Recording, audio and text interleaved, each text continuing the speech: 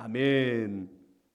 오늘은 하나님 앞에서만 꾸는 꿈이라는 말씀 제목 갖고 함께 은혜 나누려고 합니다. 하나님 앞에서만 꾸는 꿈.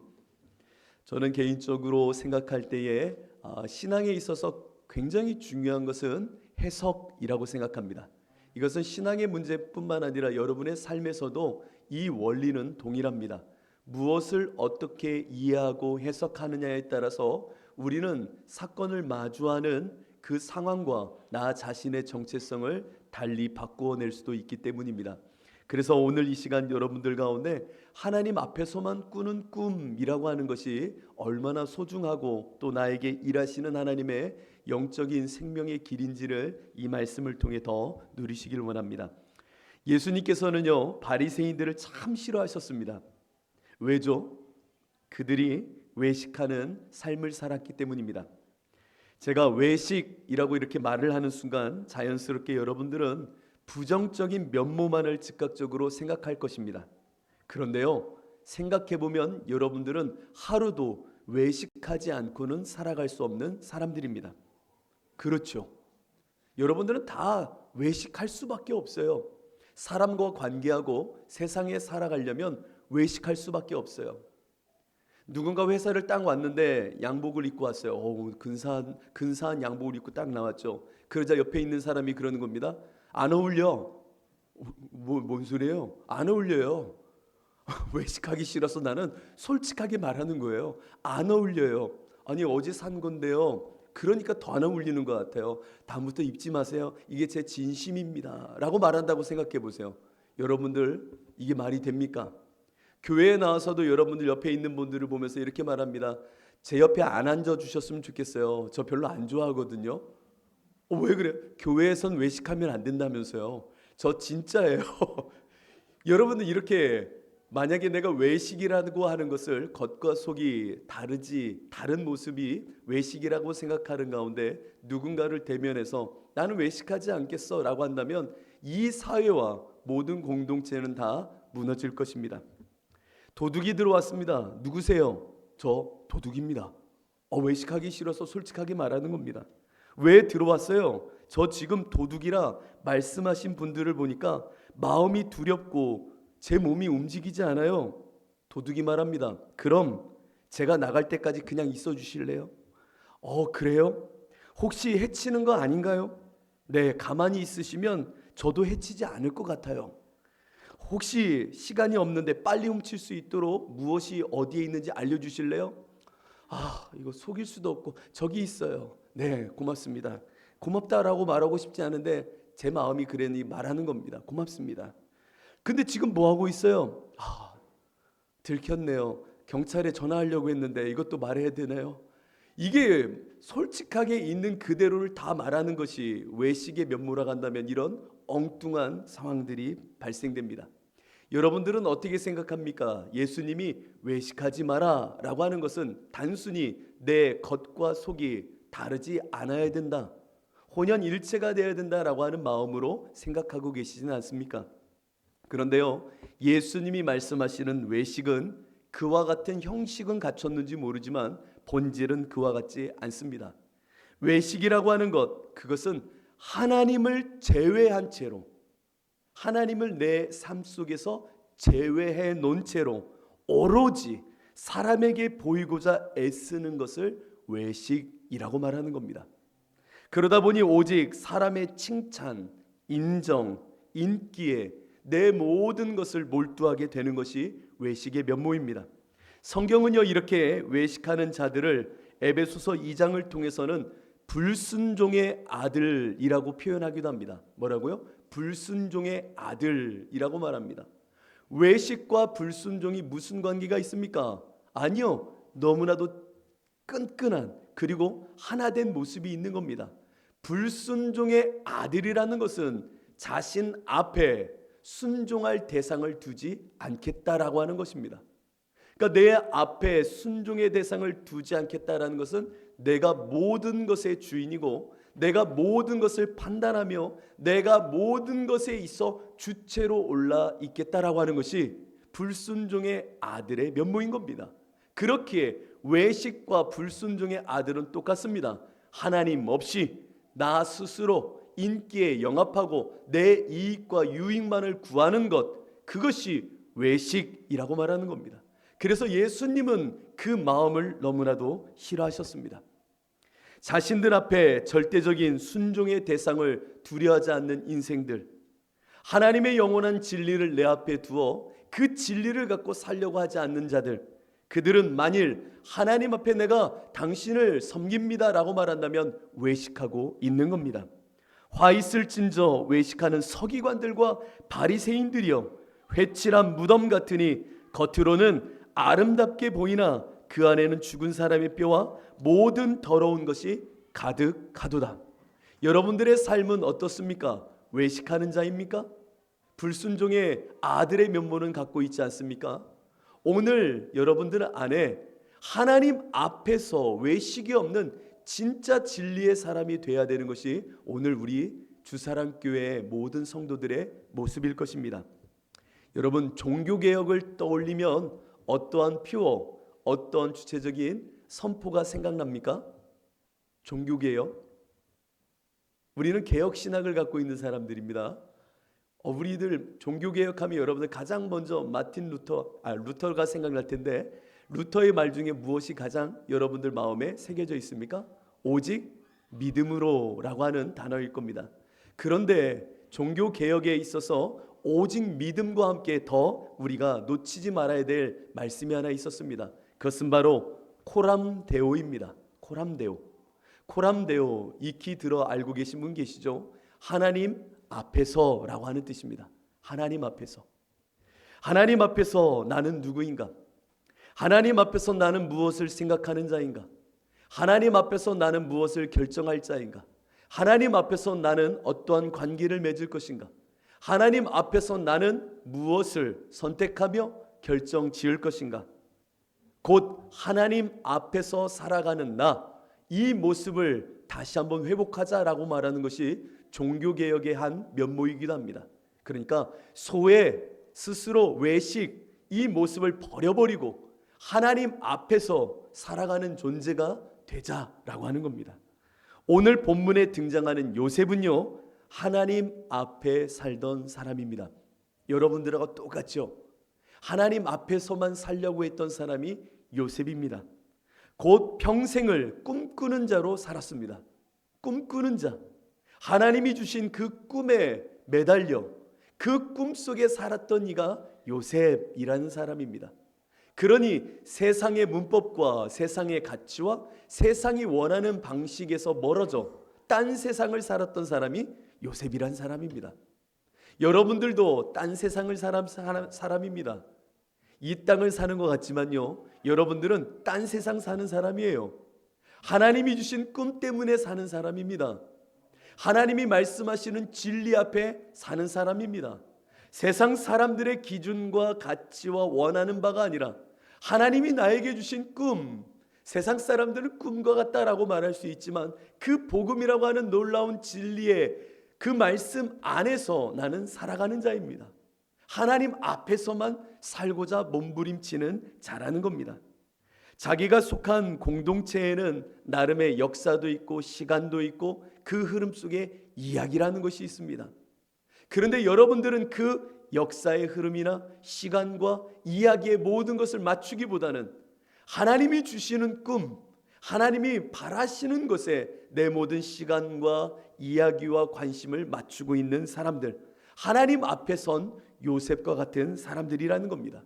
그런데요, 이렇게 하나님 편에 서 있는 말씀, 그 하나님의 진리, 그 하나님의 꿈을 갖고 살면 이 땅에서 참 어렵게 삽니다. 요셉을 기억해 보십시오. 요셉은 어느 날 꿈을 꾸게 됩니다. 제색 옷을 입고 아버지의 사랑을 듬뿍 받는 것만 해도 형제들에게 나름 시기와 질투의 대상이었는데요, 어느 날 꿈을 꾸게 됩니다. 그리고 이 꿈을 갖고 형님들을 불러 모으죠. 그리고 이렇게 말합니다. 내가 청하여 말합니다. 그러니까 자기 교만 속에 말한 게 아니에요. 나에게 하나님이 주신 꿈, 하나님 앞에서 얻게 된 꿈, 내가 마주해야 될 그 꿈, 그 꿈을 갖고 형들한테 말을 하는 거예요. 뭐라고 말하냐면요, 내가 꿈을 꾸었는데 밭에 곡식단들이 있었습니다. 그런데 나의 곡식단이 이렇게 세워지는 순간 형님들 그 곡식단이 나를 향하여 이렇게 절을 하더라고요. 이것을 청하여 말했다니까요. 교만 섞인 모습으로 말한 게 아니라 그 어린아이의 순수함으로 그 꿈이 나에게 하나님이 주신 문법이고 이 땅을 살아갈 하나님의 진리라는 마음속에 이것을 형들한테 말한 거예요. 그러자 형들이 그 내용을 듣고는 짜증이 나기 시작하는 겁니다. 뭐야? 네가 우리들 위에 설 거야? 네가 우리의 왕이라도 되는 거야? 라고 하는 마음이 일어나는 겁니다. 이 마음을 갖고 있었던 요셉, 형들은요 이 요셉을 버려버리고 팔아버립니다. 그리고 애굽 땅에 팔려가게 되죠. 그 꿈 때문에요. 딴 세상의 이야기 때문에 형들에게는 그 꿈의 내용이 너무나도 자기들을 무시하는 것 같고 스스로가 높아지려고 하는 모습처럼 느껴지니까 짜증난 거예요. 그래서 그 딴 세상에 살아가는 요셉이라는 놈을 팔아버린 거죠. 무엇 때문에요? 꿈 때문에요. 자기가 꾼 꿈, 그 꿈이 무엇이라고 요셉은 이렇게 버려지게 됩니다. 그러나 오늘 우리도 기억해야 됩니다. 여러분들도요, 하나님이 주시는 이 꿈을 갖고 살아가면, 하나님 앞에서 살고자 원한다면, 코람데오의 삶을 정말 추구한다면 여러분들은 세상에서 몽상가처럼 꿈을 꾸는 자처럼 천시받고 미련한 자로 혹은 우리와 어울릴 수 없는 자로 버려지게 될 것입니다. 왜요? 쟤는 꿈꾸는 자야. 형들이요 요셉이 올 때 말했잖아요. 저 꿈꾸는 자가 온다. 여러분들을 향하여 믿지 않는 이들은 이렇게 말할 겁니다. 저 예수쟁이 온다. 저 말도 안 되는 거 믿고 있는 사람들 온다. 저 말도 안 되는 진리라고 하는 것을 갖고 있는 사람 온다. 도통 이 땅에 어울리지 않는 자가 온다라고 말할 겁니다. 누구처럼요? 요셉의 형제들처럼요. 이런 소리 듣고 있나요? 안 듣고 계시는군요. 그러면 안 돼요. 들어야 돼요. 이것을 듣는 이가 신앙인이에요. 이런 것을 들어야지 여러분들이 잘 살고 있는 거예요. 하나님 앞에 서 있거든요. 하나님 앞에서 하는 말이거든요. 도통 세상 사람들이 우리의 이야기 속에 맞아들일 수 없는 모습이 있다면 여러분들은 잘 사는 거예요. 그렇게 오늘 요셉을 통해서 여러분들은 하나님 앞에서 꿈꾸는 자의 면모를 몇 가지만 함께 나누려고 합니다. 그냥 듣고 끝나지 마시고 이렇게 살아야 될 나에게 주신 십자가의 사명이라고 받아들이고 그것을 누려야 됩니다. 첫 번째로 오늘 요셉을 통하여 여러분도 동일하게 이 마음을 품어야 되는 겁니다. 아는 만큼 보여지는 것이 신앙생활이구나 라고 하는 겁니다. 아는 만큼 보게 된다 라고 하는 겁니다. 신앙은 믿음을 강조하지요. 그래요. 그 믿음이 뭐예요? 믿음이 뭐예요? 예수로 세상을 바라보는 것 아닙니까? 믿음의 실상과 증거가 되시는 예수, 그 예수가 내 안에 들어와 나의 모든 식견을, 관점을, 세계관을, 역사관을 그 예수를 통하여 보게 되는 겁니다. 이건 다른 사람의 이야기가 아니라 믿음을 갖고 있는 우리의 이야기입니다. 그래서 아는 만큼 보게 된다라는 겁니다. 뭐라고요? 아는 만큼 본다. 본문 속 요셉의 인생을 잠시 생각해 보시기 바랍니다. 요셉은 어린 시절부터 자신의 꿈 때문에 버림받았고 상인들에게 팔려갔고 그들의 손에 이끌려 저 먼 애굽 땅에 가치 없이 버려졌습니다. 정말 저 같으면 꿈에 출처했던 하나님을 원망했을 겁니다. 왜 나에게 이런 꿈을 줬냐고, 또 이 꿈을 말하게 했냐고 하나님을 원망했을 것입니다. 원망했다고요. 왜 이런 꿈을 주었냐고요. 여러분들은 꿈을 갖고 있는 사람 맞습니까? 예수를 믿어 내 안에 꿈이라고 할 수 있는 하나님의 진리가 들어온 사람 맞지요? 꿈하니까 뭐 로또 꿈만 꾸는 걸로 생각을 해요. 그거 아니라 정말 하나님이 주시는 꿈이요, 저편 영혼의 꿈이요, 나에게 주신 저 복음의 이야기요. 어제 저희 아들이 옆에 있길래 준석이는 나의 로또야 그랬더니 웃어요. 너는 로또야. 그랬더니 준석이가 좋아요. 정말 안 맞아. 나랑 정말 안 맞아. 로또는 좋지만 안 맞기도 합니다. 안 맞아. 정말 안 맞아. 그랬더니 웃었는데 이런 로또 꿈 말고요. 하나님이 주시는 꿈이요. 요셉은 그 하나님을 향하여 원망할 수 있었지만 전혀 원망하지 않았습니다. 제가 볼 때는 그는 이 땅을 살았지만 정말 딴 세상에 살았던 정말 영혼의 사람이 맞는 것 같습니다. 어쩜 그렇게 어린 나이인데도 하나님이 주신 꿈 때문에 자신의 핍박과 아픔을 넘어섰는지 정말로 이해하기 어려울 정도의 고매한 신앙을 가졌던 것 같습니다. 그러니 그의 존재 언어와 그가 살아내는 문법과 그 가치와 해석의 틀거리는 정말로 대단했던 것 같습니다. 요셉은요, 엄청난 위대한 흔들리지 않는 자기 존재됨의 기반을 오직 하나님께 두었던 인물이 맞습니다. 창세기 40장 7절로 8절을 한번 넘겨보십시오. 요셉이요, 감옥에 갇혀 벌벌 떨고 있던 두 관원장에게 다음과 같이 꿈을 해석할 때에 이야기했던 장면이 하나 있습니다. 꿈 때문에 팔려왔던 이 요셉이 자기가 갇혀있던 그 감옥 안에 두 관원장에게 그 꿈을 해석하는 장면 속에 했던 말입니다. 40장 7절로 8절 제가 읽어드릴게요. 요셉이 그 주인의 집에 자기와 함께 갇힌 바로의 신하들에게 묻되 어찌하여 오늘 당신들의 얼굴에 근심의 빛이 있나이까? 이 두 관원장이 꿈꾸고 났는데 미래가 열려지지 않는 거예요. 꿈을 꾸고 났는데 찝찝한 거예요. 이거 무슨 일이 일어나려고 내가 이런 꿈을 꾸었지? 무슨 일이 내 미래에 열려지려고 이런 꿈이 꾸어진 거야? 너무나도 답답했던 거죠. 그들이 그에게 이르되 우리가 꿈을 꾸었으나 이를 해석할 자가 없도다 라고 말합니다. 꿈은 꾸었는데 좀처럼 알 수가 없다라는 겁니다. 내 식견으로는 이 꿈을 해석할 수가 없겠다라고 말하는 거죠. 무슨 이야기인지 의미를 내 안에 창조하고 형성할 수가 없겠어 라고 하는 고민에 빠진 겁니다. 그러자 요셉이 말합니다. 요셉이 그들에게 이르되 해석은 하나님께 있지 아니하나이까? 청하건대 내게 이르소서라고 말합니다. 잘 보세요.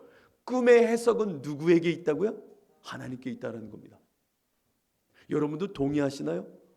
해석은 하나님께 있어요 라고 지금 말해요. 근데 이 말을 하고 있는 요셉이 지금 그렇게 말할 형편의 사람입니까? 아니에요. 그 꿈 말했다가 지금 이방 땅에 팔려갔지요. 감옥에 갇힌 사람이에요. 그런데 그 하나님을 원망하기보다는 그 꿈의 해석은 하나님께 있어요. 천진난만한 겁니까? 이거 정말 식견이 없는 어리석은 자입니까? 이거 뭐예요? 자기 인생이 하나님의 꿈 때문에 여기까지 이렇게 엉망진창이 된 모습처럼 살아왔는데 그 관원장에게 말하기를 아니 그 꿈의 해석은요 하나님께 달려 있습니다.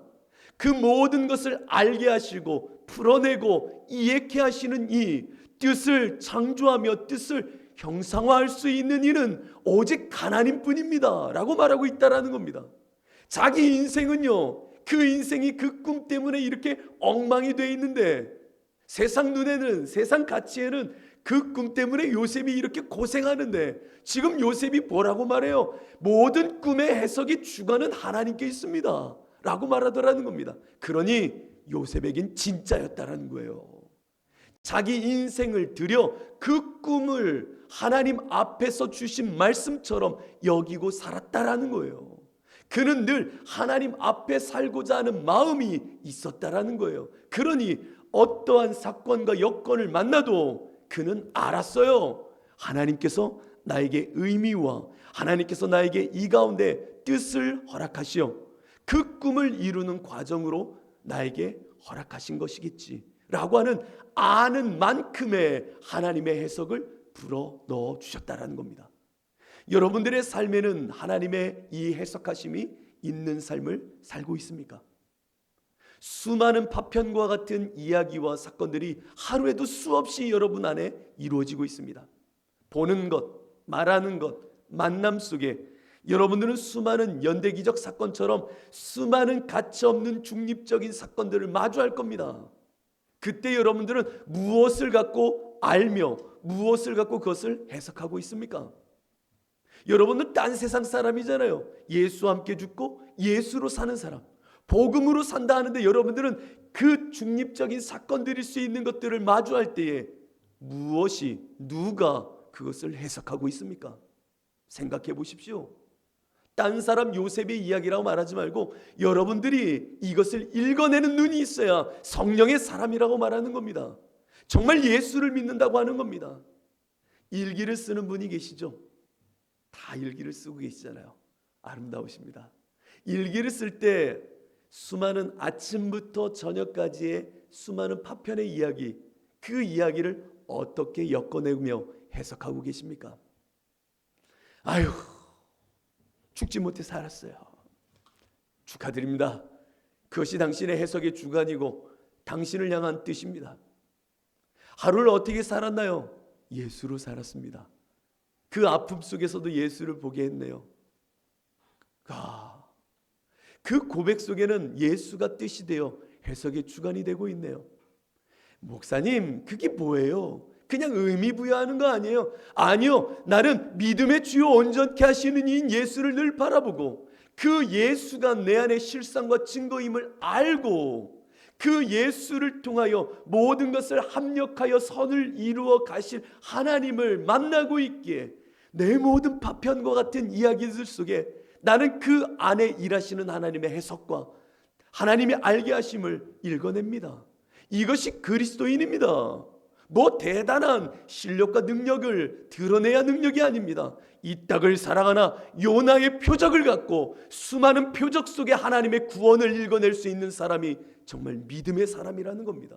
오늘 요셉은 그와 같은 지평, 그와 같은 미래성을 갖고 있었던 근사한 사람입니다. 아는 만큼 보게 되고 보는 그만큼 살아낼 수 있었던 꿈의 사람이 맞습니다. 여러분들은 어떻게 여러분들의 삶과 세상을 하나님 안에서 해석하고 읽어내고 있습니까? 읽어내셔야 됩니다. 읽어내야 삽니다. 그렇지 않고는 세상에 묶일 수밖에 없습니다. 여러분 깨어나십시오. 그렇다면 요셉의 면모에서 또 하나를 기억해야 됩니다. 그것은 바로 신앙인은 하나님께서 늘 편안한 대답을 주시는 자다라고 하는 것을 아는 자입니다. 참 어려운 말입니다. 아마 이 요셉의 말 중에 이 말을 기억하는 이는 없을 겁니다. 하나님 앞에서 나는 편안한 대답을 구해야 되는구나 라고 하는 것을 아는 자가 하나님 앞에서 사는 자입니다. 다시 한번요, 진짜 하나님 앞에 서는 자는 하나님 나에게 편안한 대답을 주세요 라고 하면서 세상의 수많은 사건과 이야기에 그리고 나의 삶을 그 하나님의 응답으로 만들어내는 자입니다. 잘 들어보세요. 관원장의 꿈을 해석한 지 만 2년이 흐르게 됩니다. 관원장 둘 중에 한 명은 그 꿈 그대로 죽게 됩니다. 그렇죠. 술 맡은 관원장만 살아남게 됩니다. 그런데 바로가 또 꿈을 꿨네요. 바로가 꿈을 꿨어요. 남들 꿈이라 별 관심은 없겠지만 아무튼 그분이 꿈을 꿨어요. 근데 꿈을 꿨는데 도통 이 꿈이 찝찝한 겁니다. 내가 살아가는 세상의 가치에서는 받아들일 수 없는 꿈이고 그 상징하는 것과 꿈속에 마주한 이야기와 그 플롯이 좀처럼 풀어지지가 않는 겁니다. 너무 답답했어요. 한 나라의 왕 아닙니까? 나에게 주어진 이 이야기와 딴 세상과 같은 이 이야기 속에 무엇 하나 미래를 향하여 결정할 수 없는 순간 바로가 근심할 때에 술 맡은 관원이 옆에서 보고 있었죠. 그러자 왕이 그 땅에 있는 두 그룹을 모읍니다. 현자라 말하는 자들, 나름의 철학자라 말할 수 있을 겁니다. 그리고 또 한 그룹 점술가들을 모읍니다. 주술에 취해 있는 자들을 모은 겁니다. 그리고 현자라 말하는 그들과 점을 치는 자들을 모아놓고 말하는 겁니다. 내 꿈을 해석해봐라. 좀 이 꿈을 통해 어떠한 의미와 목적 지향이 있는지를 좀 나에게 설명 좀 해다오. 왕 아닙니까? 답답한 겁니까? 아마 애굽이라는 건 그 당시에 세계적인 제국이라 생각해도 좋을 정도로 그 문명과 그 당시에 경제 수준이 굉장히 올라가 있던 땅 아닙니까? 너희들 가운데 좀 해석 좀 해라. 그러자 그들이 해석을 못하고 있는 겁니다. 못해요. 말을 안 꺼내요. 왜일까요? 여러분 왜 안 꺼냈다고 생각하세요? 왕 앞에 서 있기 때문입니다. 왕 앞에서 내가 말을 던졌어요. 그 해석을 했어요. 미래를 향하여 준비하고 이 나라와 당신의 운명의 어떠함에 대해서 만약에 풀어놓아 이야기했는데 미래의 이 이야기가 맞지 않으면 그 풀어놓은 자는 어떻게 될까요? 해석했던 자는 죽을 수밖에 없는 겁니다. 시간을 어떻게 돌립니까? 시간을 어떻게 돌려요? 그러니 점술가와 주술가는 돌릴 수 없고 미래에 대한 자신의 말과 해석을 책임질 수 없기 때문에 어떠한 말도 꺼낼 수가 없는 겁니다. 혹시나 내가 잘못 해석하면 어떻게 하려고? 어떻게 되려고? 그러니까 자기 죽음 앞에서 어떠한 말도 못 꺼내는 거예요. 그때에 술 맡은 관원장이 조심스레 말합니다. 왕이요, 제가 감옥에 있을 때에 저 히브리 사람 하나를 만났는데 그가 꿈을 하나님 편에서 해석을 잘하더라 라고 말합니다. 그래? 그럼 당장 데리고 와 라고 말합니다. 그때의 부대 상황을 오늘 본문은 이렇게 말합니다. 수염도 깎고요, 옷도 빨리 입고 뛰어나간 겁니다. 이야, 그 부대 상황을 이렇게 오늘 하나님의 말씀으로 참 우리에게 주고 있어요. 그만큼 긴박함으로, 또한 반대편에서는 형편없는 몰골 속에 꿈쟁이로 요셉이 살아왔다라는 겁니다. 수염도 못 깎고 흐름한 옷에 왕 앞에 일상을 살아갈 수도 없는 복장과 형편에 눌려 있었지만 그 꿈, 딴 세상의 하나님의 복음의 꿈, 그 꿈에 묶여 살았던 인생은 급히 그 왕 앞에 달려갑니다. 그리고 그 앞에서 오늘 본문이 펼쳐지는 겁니다. 이 본문을 읽기 전에 여러분들께 한번 여쭤보겠습니다. 여러분들의 미래를 여러분들은 알고 계시나요? 여러분들은 미래를 향하여 누군가를 해석해 줄 만한 실력이 있으신가요? 여기서 실력은 미래의 결과까지도 여러분들이 책임져 줄 만한 실력과 미래의 시간을 주관할 수 있는 어떠함이 여러분들이 갖추고 계신가요? 없지요. 아무도 없을 겁니다. 예레미야 33장 1절로 3절 여러분들 잘 아시는 말씀입니다. 잘 들어보십시오. 하나님이 어떤 하나님이신지 한번 잘 들어보세요. 예레미야 33장 1절로 3절입니다. 예레미야가 아직 시위대 뜰에 갇혀 있을 때에, 참 예레미야도 또 갇혀 있네요. 그러니까 아무튼 하나님의 꿈을 꾸는 사람은 세상에서 제대로 살 수가 없어요. 아무튼 시위대 뜰에 갇혀 있을 때에 여호와의 말씀이 그에게 두 번째로 임하니라. 이르시되, 뭐라고 하나님께서 말씀하시는지를 잘 들어보세요. 이를 행하시는 여호와, 그것을 만들며 성취하시는 여호와, 그의 이름을 여호와라 하는 이가 이와 같이 이르시되. 이야, 여러분 놀라지 않으시네요? 여러분들의 하나님이에요. 예레미야의 하나님이 아니라 지금 여러분 앞에 코람데오 하나님 앞에 서 있는 여러분 앞에 서 계신 그 하나님이요, 이를 행하시는 여호와, 그것을 만들며 성취하시는 여호와, 그의 이름을 여호와 곧 스스로 있는 자, 스스로 자기 동일성, 스스로 실상과 증거가 되시는 이가 이제 예레미야에게 이르시되. 왜 이렇게 자기를 소개하고 계세요? 내가 네 미래성을 열 수 있고 책임질 수 있다는 걸 말하고 싶은 거예요. 그냥 하는 여호와의 이야기가 아니라 나는 창조자야, 나는 증거야, 실상이 되는 나 스스로 있을 수 있는 내가 너의 미래를 향하여 일을 행할 것이고 성취할 수 있는 내가, 책임질 수 있는 내가 예레미야 너에게 말하고 있어. 들어. 그리고 뭐라고 말씀하세요? 너 내게 부르짖어 내가 내게 응답하겠고 네가 알지 못하는 크고 은밀한 일을 내게 이루리라. 너 나한테 기도해.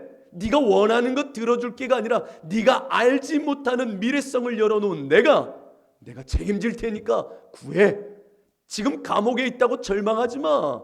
네 미래는 내 손에서 딴 세상에 사는 너에게 하나님의 진리와 언약은 움직여 그 언약을 내가 이루어내고 성취하는 자야. 그러니 나를 향하여 부르짖어 내가 내게 응답하되 네 생각을 넘어선 하나님의 것을 부어줄게. 그것을 얻게 될 거다. 하나님이 책임지신다는 말씀이에요. 하나님이 미래를 향하여 모든 것을 해석하고 매 순간 그 모든 것을 이루시며 알게 해 주겠다라는 겁니다. 이게 그리스도인들의 면모와 똑같은 겁니다. 우리는 예수와 함께 죽고 예수로 산다고 말하는 겁니다. 왜요? 나의 이익을 위해서요? 내 욕심 채우려고요? 아니요. 예수 그리스도의 영광의 길로 가기 위해서, 그분이 내 삶의 목적이고 이유요 근원이 되시기에 그분만을 품으며 그분이 원하시는 길로 나의 삶을 맡기는 겁니다. 왜요? 그분이 나 책임지신다 하셨거든요. 언제까지요? 저 천성에 이를 때까지. 그리고 영원까지 나를 책임지신다 하셨거든요. 이 책임지심을 보이시려고 십자가에 죽기까지 나를 사랑하셨거든요. 그분을 여러분들은 믿고 그분의 세상에 속한 자로 이 땅을 거닐고 있는 겁니다. 그렇다면 오늘 본문 15절과 16절을 보십시오. 바로가 요셉에게 이르되 내가 한 꿈을 꾸었으나 그것을 해석하는 자가 없더니 들은즉 너 요셉은 꿈을 들으면 능히 푼다 하더라. 이에 요셉이 말합니다. 요셉이 바로에게 대답하여 이르되 내가 아니라 하나님께서 바로에게 편안한 대답을 하시리이다. 아멘. 와, 내가 하는 거 아닙니다. 저 같으면 제가 합니다 라고 말할 거예요. 제가 합니다. 참, 저 용합니다. 저도요 이런 얘기 가끔 들은 적이 있었습니다. 여러분들, 제 전도사 할 때 용한 전도사라는 소리까지 들어보았습니다. 한 분이요 저한테 오더니 그냥 우스갯소리로 들어요. 아무리 봐도 전도사님은 용하신 것 같아요. 자기가 불교에 10년 동안 쫓아다녔고요, 산기도를 다녔대요. 불교에서도 그게 있나 봐요. 아무튼 매주 올라가서 산기도처럼 하고 거기에서 이렇게 신어를 듣는 게 있대요. 신어, 그러니까 그 공수하듯 뭐 이렇게 이야기를 듣는 게 있대요. 그런 것까지 다녔었는데 어느 날 예수님을 믿고 이제 이 교회에 나오게 됐다는 겁니다. 그러시냐고. 그리고 그 교회에서 무엇을 했냐면 유다지파라고 하는 그 찬양팀이 있는데 거기서 싱어로 서시는 거예요. 근데 그분이 저한테 따로 만나죠. 그러더니 이렇게 얘기하는 겁니다. 자기가 불교에 오래 다니면서 돌아다녔는데 용하다고 하는 스님들 많이 만났습니다. 그러신데요.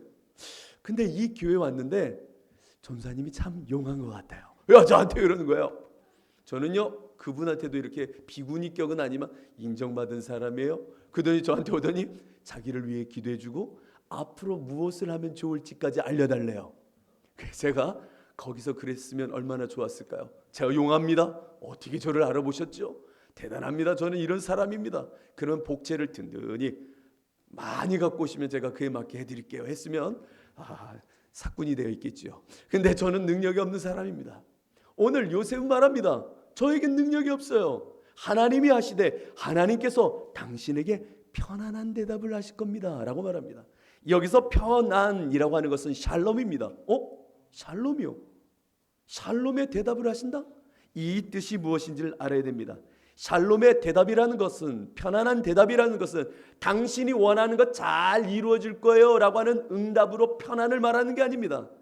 그거 원하고 있었죠? 그렇게 되기를 기대했죠? 라고 하는 것에 맞는 대답이 편안한 대답이 아니라 샬롬의 대답, 샬롬으로 하나님께서 응답하신다라는 것은 완전 무결한 상태인 샬롬, 곧 죽음을 넘어서야 완전 무결한 것처럼 죽음 너머에 하나님이 이루신 절대적인 평안으로 일하신다라고 하는 것은 죽음에 묶여있는 인생들은 미래가 닫힌 겁니다. 그러니 불안한 겁니다. 불안하니 그 속에서 자기의 점술과 현인들을 모아서 내가 원하고 기대하는 바의 목적의 결과를 원하는 것이 일반적인 세상 사람들의 편안한 대답입니다.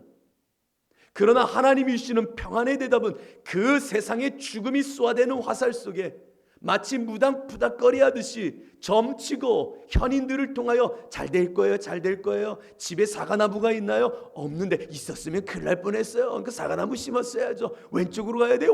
왼쪽으로 갔죠. 그럼 왼쪽으로 해서 아니고 오른쪽으로 갔어야 돼요. 그러면서 무언가 집에 이거를 했어야죠. 그러면 잘 될 거예요. 뭐 하는 거예요? 미래를 열어주는 건가요? 아니요. 자기 편안을 위해서 자기 주술과 자기 눈앞에 있는 욕망을 채워주는 이야기들입니다. 교회 안에서도 이런 일이 얼마나 많은데요. 교회에서 복음이란 이유 속에 목회자가, 선교사가 조금 무언가 용하다고 하는 분들이 얼마만큼 이런 일을 많이 하고 있는데요. 누구의 편안입니까? 샬롬의 평안은 인간의 죽음, 불안을 넘어선 사망 권세를 이기신 하나님이 주시는 완전 무결한 하나님의 미래의 일하심입니다. 내가 책임진다는 평안입니다. 말하는 나 스스로 있는 내가 그 미래까지도 내가 이루니 그것이 완전 무결한 평안, 샬롬의 대답이 된다는 겁니다. 이것을 요셉은 알고 있었다는 겁니다. 대단한 양반이에요. 하나님만이 평안의 대답을 줄 수 있는 분입니다. 그분이 말씀하실 겁니다. 그분이 미래를 책임지실 겁니다. 당신의 딴 세상의 이야기를 완성해 주실 수 있는 분이십니다. 제가 그 하나님을 경험하거든요. 그러니 그 담대함으로 생명을 걸고 왕 앞에서 이야기하고 있는 겁니다. 무엇을 걸고요? 내 생명까지도 걸고 왕 앞에서 요셉이 말하는 겁니다. 그냥 말했다고 생각하지 마십시오.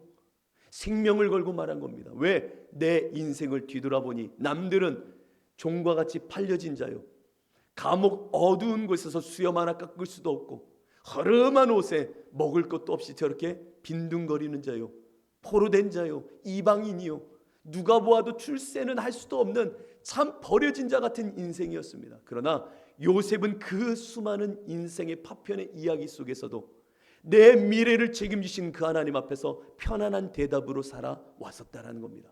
그러니 그만한 기계가 있는 겁니다. 편안한 겁니다. 하나님 안에서 살아가는 자, 복음으로 십자가로 살아가는 우리도 이 평안이 있지 않습니까? 사망 권세를 이기신 예수 그리스도가 부활의 주님으로 우리 가운데 오시어 평안하뇨? 라고 물으신 후에 이제는 성령을 보내시어 사망을 이긴 자답게, 하늘의 소망을 품은 자답게 우리 안에 오셔서 늘 우리에게 말씀하고 계시지 않습니까? 그러니 우리도 기계가 있는 겁니다.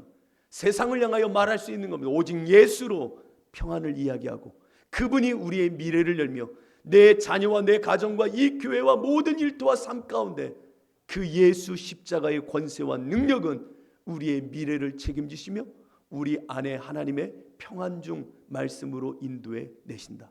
이것을 아는 자가 우리 아닙니까? 그러니 세상 사람들은 말하는 겁니다. 참 편안해. 저 양반은 참 편안해. 뭐 예수 믿는다고 저렇게 내가 볼 때는 불안하고 안타까운데 저렇게 살 수 있을까? 아니요. 우리는 샬롬의 대답을 아는 자이기 때문입니다. 여러분들에게 이 말씀의 샬롬이 대답이 되어 살아가는 인생, 정말 믿음 있는 인생이 되시기를 축복합니다. 신대원을 졸업한 후에 저한테 하나님이 주셨던 그 편안한 대답은 일용할 양식을 줄게 였습니다. 일용할 양식을 준다라고 하는 그 하나님의 편안한 응답은 5년여 6년여 개척의 시간을 보내면서 저에게 정말로 실제였고 능력이었고 정말 하나님이 주시는 응답이었습니다. 이것을 경험했을 때에 하나님께서는 목회 다음 여정을 여시며 이렇게 말씀하셨습니다. 아들아, 이제는 너에게 거룩한 근심을 품는 자 되게 하리라 라고 하셨던 그 말씀을 다시 한번 저에게 주셨습니다. 그 말씀, 왜 목회하면서 거룩한 근심을 품어야 되는가? 무엇이 나에게 근심인가? 그리고 나서는 제가 한 교회의 부목사로 오랜 시간 살면서 이것이 앞으로의 시절에 거룩한 근심이고 내가 목회를 하면서 간과하지 말아야 될 실수요 오해일 수 있겠구나 라고 하는 것을 많이 경험하게 됩니다. 그러면서 하나님이 저에게 떠날 때 주셨던 말씀은 강이 되고 바다가 되는 목회자가 되어 하나님의 영광을 흘려보내라 라고 했던 말씀을 그 거룩한 근심 속에 뚝을 허물고 열어두시고 또 열면서 여시는 과정을 저 스스로 느끼게 됐습니다. 그리고 나서는 대전으로 도망가듯 그곳에서 목회하던 어느 날 갑자기 하나님께서는 저에게 다음과 같은 마음을 또 한번 울려 퍼져 하나님이 주시는 일하심으로 선포해 주셨습니다. 그것은 저는 한 번도 들어본 적이 없었던 말씀이었습니다. 새벽 기도를 마쳤는데 제 마음속에 아들아 다음 목양지 때문에 고민이 많지. 내가 너에게 허락한 곳이라면 가야 되는데 신명기 8장 7절을 열어봐 라고 하는 울림이 있었습니다. 그건 저 개인적인 울림입니다. 철저히 울림입니다. 여러분들에게는 그렇게 일하실지 모르겠어요. 더 근사한 방법이 많겠죠. 근데 처음이었습니다. 지금까지도 그런 경험은 한 번도 없었던 것 같아요. 근데 제 마음속에 신명기 8장 7절을 열어 라고 하는 마음을 주시는 겁니다. 제가 신명기 8장 7절을 모릅니다. 여러분들 신명기 8장 7절 하면 떠오르시나요? 유명한 성 꾸면 금방 떠오르겠죠. 내리짐작 이런 말씀이겠구나 생각하는데 전혀 한 번도 생각해 본 적 없던 신명기 8장 7절이었습니다. 그래서 속는 셈 치고 조용히 새벽기도 끝난 그 어둠 속에서 랜턴을 켜고 8장 7절을 열어보니 내 하나님 여호와께서 너를 아름다운 땅에 이르게 하시나니 그곳은 골짜기든지 산지든지 시내와 분천과 샘이 흐르리라 라고 하신 말씀이었습니다. 그 말씀 때문에 순복해서 우리는 다시 한번 저희 가정은 정읍으로 내려갔던 겁니다. 하나님이 책임지시는구나. 하나님이 나에게 이와 같이 해석하게 하실 것이고 보게 하실 거구나 해서 순복함으로 나아갔습니다. 그리고 다시금 이곳에서 우리 주사랑교회는 다시 한번 시작하고 있습니다. 하나님이 우리 가운데 이 교회 가운데 주신 말씀이 또한 있습니다. 그것은 바로 초창기 이 교회가 시작될 때에 하나님이 이 교회 언약처럼 딴 세상의 언어처럼 우리에게 선포한 말씀, 바로 시편 147편에 있는 말씀입니다. 그의 말씀을 보내실 것이고 그러면 그것들을 녹이시어 바람을 불게 하심으로 물이 흐르게 될 것이다 라고 하는 말씀입니다. 여러분들은 이 말씀을 기억하십시오. 얼어붙은 땅에 하나님은 말씀을 보내어 그것을 녹이어 이제 강이 흐르게 만드시겠다라는 겁니다. 여러분들 이제 바람을 불면 물은 흐르기 마련입니다. 그렇다면 우리가 이 공동체 안에서 모든 것을 바라볼 때 이 두 가지를 함께 새깁시다. 하나님, 우리 가운데 말씀을 주옵소서. 하나님의 생명 있는 말씀을 주옵소서. 듣고 끝낼 말씀이 아니라 하늘의 문법과 하늘의 꿈을 나에게 주옵소서. 그 말씀이 내 심령을 녹이게 할 것이고 바람, 성령을 불게 하사 이제 이 공동체 가운데 생명이 흘러갈 것입니다 라고 하는 것을 여러분 하나님이 주시는 우리 공동체에 주시는 말씀으로 품으십시오.